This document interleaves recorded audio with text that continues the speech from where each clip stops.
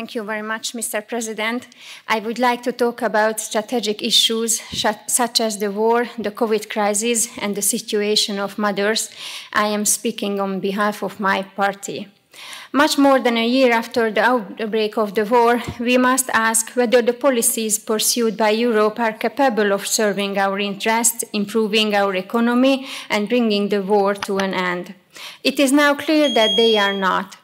Even the IMF is forecasting that Russia's economic growth will overtake Germany, Europe's largest economy, both this year and in 2024 too. While this war is the worst thing that could happen to Europe, almost every politician are talking about that was unprovoked. Do you know that the Ukrainian government continues to remove monuments, flags, texts, and they ban the use of minority languages in everyday life, including education and public administration, threaten and terrorize minority community leaders as they did to indigenous Hungarians, and at the same time they expect the support of Hungary. The best thing we can do for the people threatened by war is to make an end to the conflict immediately.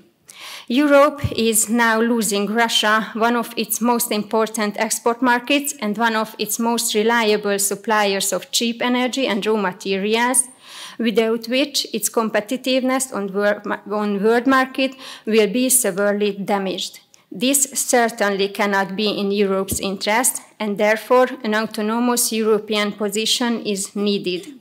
Our primary interest is peace, bringing the warring parties to the negotiating table and reaching an agreement. I also have to talk about the lessons of the COVID crisis, because these have not been adequately drawn by international public opinion. It turned out that the EU leadership had corruptly obtained the experimental vaccines which were forced on so many people. And what about the responsibility? It is not acceptable for us to make the level of restriction of national sovereignty in this matter. And last but not least, let me also say a few words about the situation of mothers, as I am the mother of 4 children, and I consider the issue of demography to be the most important in the 21st century for Europe and for my country, Hungary. I sincerely believe that we can only preserve our country if we focus on supporting the families living there.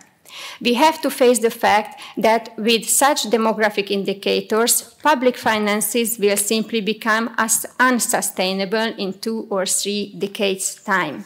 Thank you for your attention.